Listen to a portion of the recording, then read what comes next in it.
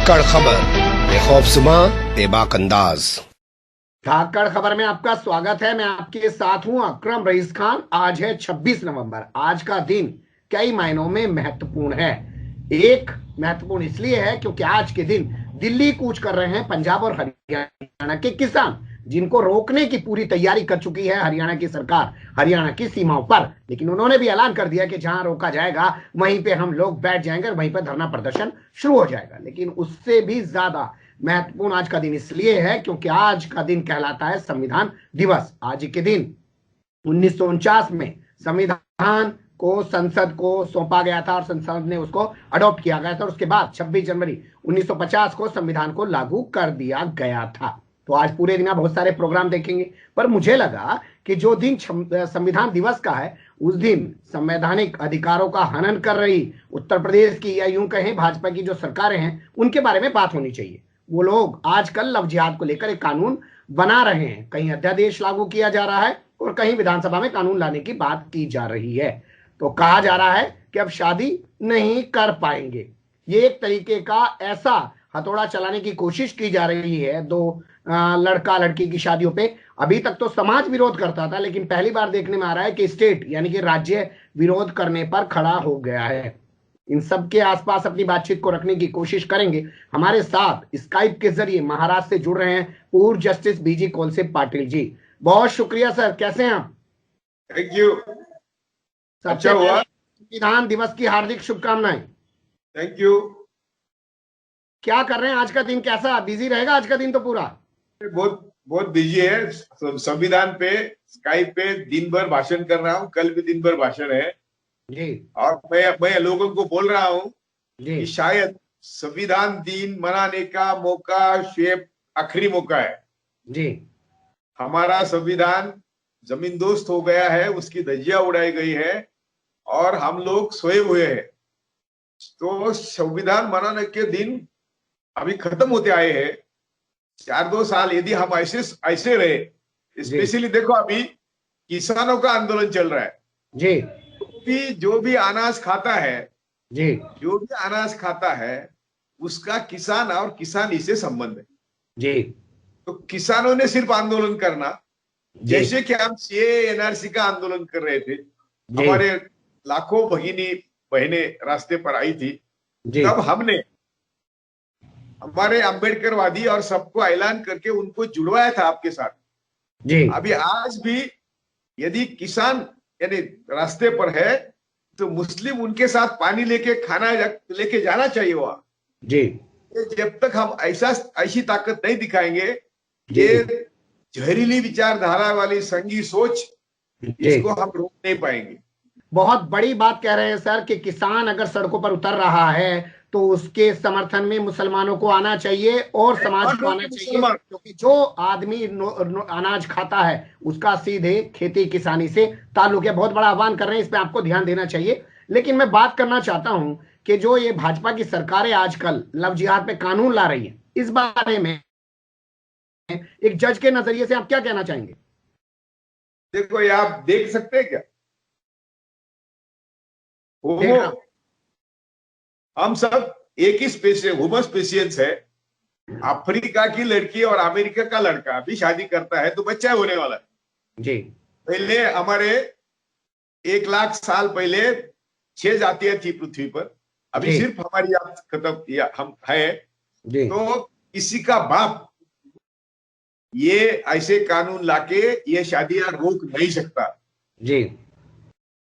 मुझे तो लगता है बावजूद इसके हमने हिंदू मुस्लिम और सब दलित आदिवासी सबने एक दूसरे के साथ शादी करनी चाहिए जी। यदि हम ये करेंगे तो ही जहरीली संघ की सोच को उखाड़ फेंकेंगे जी। हमें इनको हम इनको तलवार से ना बंदूक से ना किसी से खत्म करना चाहते हैं, हम इनको विचारों से खत्म करना चाहते हैं जी। मैंने कई बार बोला है कि मैंने आपके मौला मौलवी के साथ मेरी जिंदगी बिताई है। मैं सबको विनती करता हूँ, सबको बोला मैंने कि हमारे घर में लिखना चाहिए कि हिंदू मुस्लिम भाई भाई, हमारे हर घर के दरवाजे में बोर्ड चाहिए। भले हमें हिंदू आके मारे, आज मारेंगे, लेकिन उनको एहसास होना चाहिए कि ये हमारे लोग हैं, इनको मारने की जरूरत नहीं। जी। तो अब लोग अपने अपने मौलाना क्या बोलते हैं मुझे, सर आप बहुत आगे सोचते हैं, हमें थोड़ा आपके पीछे पीछे तो आने दो। इसका मतलब है कि उनको मेरा कहना पसंद नहीं है। लेकिन ये बात सच, ये बात गलत है। ये जो आज किसान खड़े गए, तो मैंने कभी कभी से लिखा है कि जब तक हम अनाज खाते हैं, किसान तो हमारा बाप है, अन्नदाता है, तो उसके साथ नहीं हम जुड़ेंगे। अभी ये शादीशुदा की जो मामला है, हर इंसान का सवाल है। हर इंसान, हर लड़की, हर लड़का, युवा युवती का सवाल है। जी। जो एक थोड़ा सा एक सेंटेंस वो इलाहाबाद जज ने बोला था, उसको उस जजमेंट में लिखने की बिल्कुल जरूरत नहीं थी। जी। वो रिलेवेंट ही नहीं। लड़की का हिबियस कॉर्पस था, हस्बैंड ने किया, और उसको, लड़की को कोर्ट की ड्यूटी थी कि उसको उसके हस्बैंड के पास देना था। दोनों मेजर है, उसमें उसको कुछ बोलने की जरूरत नहीं थी। लेकिन ऐसा ही किया शाहबानो के समय जस्टिस चंद्रचूड़ ने। जस्टिस चंद्रचूड़ ने खामखा सिविल कॉमन कोड की बात निकाली, कॉमन सिविल, क्योंकि हम सब लोगों ने पहले जजमेंट दिए थे कि मुस्लिम वुमन को under 125 of the CrPC right है मेंटेनेंस का, इररिस्पेक्टिव ऑफ पर्सनल लॉज, हमको कुछ लेने नहीं है। लेकिन हमने को ग्रांट किया था, हमारे बम्बई हाईकोर्ट में पहले ने किया था 76 में, तो 85 में उसका कुछ संबंध नहीं था। लेकिन जहां भी ब्राह्मणवादी ताकते बैठते हैं ना, वो बराबर जहर डाल के दूर हो जाते हैं, दूर हो जाते हैं, वो दूर कर देते हैं, ये आप कहना चाह रहे हैं। लेकिन मैं इस सवाल को आपसे और बड़े तौर पे समझना चाहता हूं। अभी तक हम देखते थे घर वाले, समाज के लोग, धर्म के ठेकेदार लड़की की इधर से उधर शादी करने पे हंगामा मचाते थे। लेकिन पहली बार देखने में आ रहा है कि सरकार यानी कि स्टेट यानी कि राज्य 2 शादियों के खिलाफ खड़ा हो गया है। यही तो मैं बोल रहा हूं कि ये शादी का तो मामला अभी निकला, लेकिन वो हम क्या खाएंगे, क्या पिएंगे, कैसे चलेंगे, वो भी, इसके ऊपर भी 2014 के बाद, मई 2014 के बाद ये जहरीली सोच वालों को ऐसा लगता है कि देश उनके बाप का है जी। इसीलिए वो कुछ ना कुछ बंधन, वो गाय का हो, वो उसका हो, बीफ का हो, खाने पीने का हो, रहन सहन का हो, उनके बाप का है क्या जी। दे कैनॉट, नोबडी, कोई भी हमें ऐसी बाधा नहीं डाल सकता, ये हम स्वतंत्र है हम। लेकिन हमारे दुख क्या है कि हम सब युवाओं को लेके, साथ लेके, ये कभी उनसे बात ही नहीं हो रही कि तुम्हारे राइट्स क्या है, तुम क्या है, तुम, एक पृथ्वी एक है, मानव जात एक है, और हम सब एक है। आइंस्टाइन ने कहा था कि ये जो मैन मेड है ना division, they are measles on the face जी। बिल्कुल सही आपने कहा। अब मैं और अपने सवालों को आगे बढ़ाना चाहता हूं कि आपको लगता है, एक जज के तौर पे आप बता सकते हैं, ये कानून क्या अदालत में टिक पाएगा जो ये बनाने जा रहे हैं? बिल्कुल नहीं टिकेगा। लेकिन आजकल सुप्रीम कोर्ट हिलता ही नहीं। क्या है, देखो, मैं हमेशा बोलता था कि एक राजा का जुलूस निकाला था प्रधान ने जी, और राजा नंगा था जी, और लोगों को क्या बोला, यदि कोई बोलेगा कि राजा नंगा है तो वो पापी है। सब डर के मारे, खुद को पापी नहीं सिद्ध करने के लिए, वो राजा नंगा जुलूस में सब शामिल हो गए।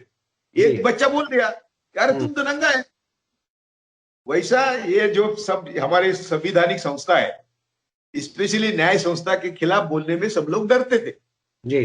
सिटिंग जज था तब भी मैं बोलता था, तो मुझे क्या बोलते थे, अरे सर ये इंस्टीट्यूशन जिंदा रहना चाहिए ना। मैंने कहा बिल्कुल, हम इंस्टीट्यूशन जिंदा रहने के बाजू में है, हम इंस्टीट्यूशन की सफाई करते हैं।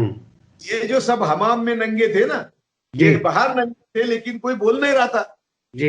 अभी बोल रहे हैं। अभी मैं पढ़ रहा था, एक गुप्ता करके लड़की ने संशोधन किया है देश भर के एंड प्रदेश के जजमेंट का जी। हमारे जजमेंट्स ऐसे थे जो परदेशी लोग फॉलो करते थे जी। 2014 के बाद परदेशी जजेस ने हमारे जजमेंट फॉलो करना बंद किया है जी, क्योंकि वो जजमेंट में दम ही नहीं है। तो हम लोगों को शर्म आनी चाहिए कि हमारा इतना स्टैंडर्ड लो क्यों हो गया, गिरे हुए क्यों है। तो बात अपनी निकाली कि कोर्ट क्या करेगा। तो ये तो मैं बोल रहा हूं ना, ये तो मानवता की बात है।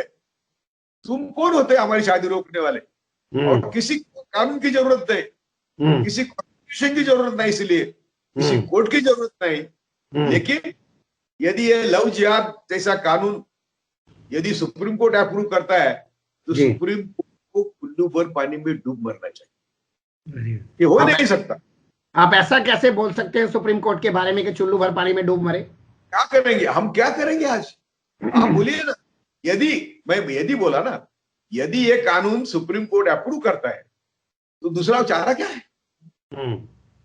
यदि बोला मैंने, मैं थोड़ा बोला अभी भी 2014 से जो हो रहा है उसमें मैंने कई बार लिखा है कि हम सब मिलके सुप्रीम कोर्ट में मिलके आत्मपरीक्षण करें कि ऐसा क्यों हो रहा है जी। तो कोई उठता है हमारे खिलाफ बोल रहा है, हिम्मत कर रहा है, कंटेम्प्ट ऑफ कोर्ट की परवाह न करते हुए लोग बोल रहे हैं, ये क्यों बोल रहे हैं? तो ये लोग इतने चिढ़े हुए हैं, लोगों को इतने समझ में आया है कि चलो भाई जेल में जाएंगे। और मैं तो ये पहले से कहता हूँ, मैंने जब सिग्नेचर देके आंदोलन शुरू किया तो मैंने 3 स्लोगन लिए थे। मैं पुलिस को डरूंगा नहीं, जेल को डरूंगा नहीं, मरने को डरूंगा नहीं। बस यदि हम सब लोग यही विचार करेंगे ना तो मोदी शाह मच्छर है, कोई भी ताकत हमारे सामने मच्छर है। हम इतना ही सोचना चाहिए कि हम पुलिस को नहीं डरेंगे, हम जेल को नहीं डरेंगे, हम मरने को नहीं डरेंगे। नहीं तो भी ये बोलेंगे तुम इस रास्ते से मत जाओ, ये बोलेंगे तुम ये मत पहनो, ये बोलेंगे तुम ऐसी शादी मत करो, तो इससे मरना ठीक है ना? ठीक है। कहीं आप लोग ऐसा जिंदगी में क्या फर्क? मैं आगे सवाल कर लेता हूँ। कहीं आप लोग ऐसा तो नहीं कर रहे हैं कि ऐसी बातें कर रहे हैं जिससे लोगों के अंदर सुप्रीम कोर्ट, हाई कोर्ट में जो है विश्वास खत्म हो जाए आपकी इन बातों से? अरे हम तो भाई सुप्रीम कोर्ट, हाई कोर्ट जजेस को माता पिता के समान, ईश्वर के समान कहते हैं। लेकिन उनको ईश्वर या माता पिता बनने की इच्छा नहीं, इसलिए उनको हम जागरूक कर रहे हैं कि तुम हमारे माता पिता बनो, तुम हमारे ईश्वर बनो, हमें आपकी पूजा करने का मौका दो। यही तो हम करें। हम ये अवमानना करके संस्था तो टिकटी संस्था जुडिशियल ऐसे देखो, हमारे जैसे एक्टिविस्ट को तो जजेस सिवा दूसरा हाई कोर्ट, हमारा एक पाव जेल के बाहर है, एक अंदर है। हमारे बालकनी में बैठ के हम चैन से बैठ नहीं सकते, हमको गोली की डर है, गोली मारने की। और ये खुल्लम खुल्ला बोलते हैं। मेरे आज तक साथीदार इन्होंने मारे हैं, वो बोलते हैं देखो अभी आपके माध्यम से मैं समाज को बताना चाहता हूँ, ये इसीलिए लोग बोलते हैं कि आपको हम मार के हीरो नहीं बनाना चाहते, वो हमने गलती की है, हम अभी नहीं मारेंगे आपको हम अनुलेख से मारेंगे। अनुलेख से आपको मार के वो हीरो नहीं बनाना चाहते हैं, इसलिए वो अभी तक आपको छोड़े हुए हैं, लेकिन आपको वो आगे भी नहीं बढ़ने दे रहे हैं। मैं कुछ चीजों को और तरीके से समझना चाहता हूँ। जैसे हिंदुओं की एक संस्था थी, हिंदुत्ववादी संस्था होने का वो दावा करती थी, उसने कहा कि अगर कोई हिंदू लड़का मुस्लिम लड़की से शादी करके लाएगा तो हम उसको 2.5 लाख रुपए इनाम में देंगे। वो जिहाद है या ये जिहाद है जिसे जिहाद बताने की कोशिश की जा रही है? मैं वही बोल रहा हूं, ये बोलने की जरूरत क्या है? शादी क्या पैसे से होती है क्या? जी। अरे वो प्यार होता है और उसकी कोई कीमत नहीं कर सकता। जहां जिहाद है वहां लव है। लव और जिहाद सवाल का आता है? प्रेम की बात है वो। तो ये बात जो ये सब शब्दों का इस्तेमाल किया जा रहा है वो सब बकवास है। वो सब हम लोगों के भेजा सड़ाने का कारस्तान है, छल कपट चाल है। हमें इसके ऊपर बहस नहीं करना चाहिए। एक मानवता, अभी क्या मोहम्मद पैगंबर सिर्फ मुस्लिमों के क्या? यीशु क्रिस्त क्या सिर्फ? अरे गौतम बुद्ध हमारे देश के, उनको दुनिया बोलती है कि भारत ने दुनिया पर जो सबसे ज्यादा उपकार किया है या देनगी दी है वो गौतम बुद्ध है। इसका मतलब क्या है? ये सब डॉक्टर बाबा साहब ने, अम्बेडकर बाबा ने लिखा, संविधान लिखा, वो सब उनके जाति के लिए लिखा है क्या? दुनिया के श्रमिकों के हित में लिखा है। वो बोलते थे कि ये मेरा संविधान जो मुझे मेरे मुताबिक आप स्वीकार करेंगे तो दुनिया इसको स्वीकारेंगी। उसमें भी तोड़जोड़ करनी पड़ी उनको। तो वो मैं कल बोलता हूँ हमेशा कि संविधान पर मीडिया लव जिहाद को लेके पूरा हंगामा मचाए हुए है और ये साबित करने में लगा हुआ है कि भारत में चारों तरफ सिर्फ लव जिहाद ही चल रहा है। उसके बारे में क्या कहेंगे जी आप? वही, अरे उनकी वो खासियत है, रोटी कपड़ा मकान स्वास्थ्य और शिक्षा के हमारे मेन मुद्दों पर समाज न आए इसलिए 370 है। बाकी सब जो बकवास है ना वो सिर्फ इसके लिए है कि हम लोग भूखे हैं, हमारी बैंक सब लूट गई है, हमारे सब डिपॉजिट खत्म हो गए हैं, हमारी खेती खत्म हो गई है, हमारी मजदूरी खत्म हो गई है, हमारे नौकरियां चली गई है, हमारी कंपनियां बंद है, देश आज चारों तरफ से 100% 100% बर्बाद हुआ है, और उसके ऊपर ध्यान देने के बजाय लहू जिहाद के पीछे भागते हैं, 370 के पीछे भागते हैं, हिंदू मुस्लिम करते बैठते हैं।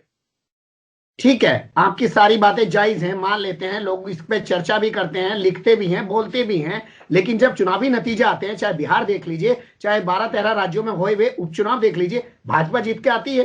तो मुद्दे कहाँ हैं ये सब? अरे देखो, मैं 2009 से बोल रहा हूं, मोदी ने 2009 से प्लानिंग किया है ईवीएम मैनेज करने का। मेरे दोस्त एक्सपर्ट है, उनको मोदी ने बुलाया था गुजरात, और ईवीएम कैसा मैनेज होता है इसके बारे में दो दिन का उन्होंने स्टडी क्लास लिया। वो लोग जिंदा है, वो मरने को डरते हैं।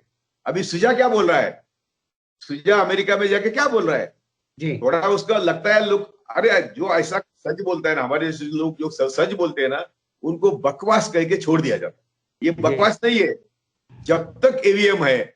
अभी एक देखो, मैं आपके माध्यम से चैलेंज करता हूं कि जब भी ईवीएम में बिगाड़ आया, जब भी आया आज तक, कांग्रेस का राज हो किसी का भी हो, वो बिगाड़ में उसने किसी दूसरे पार्टी को वोट दिया, ये मुझे दिखाओ। कांग्रेस को भी दिया हो तो दिखाओ। जब भी मशीन बिगड़ा, मशीन ने सिर्फ भाजपा को मत दिया।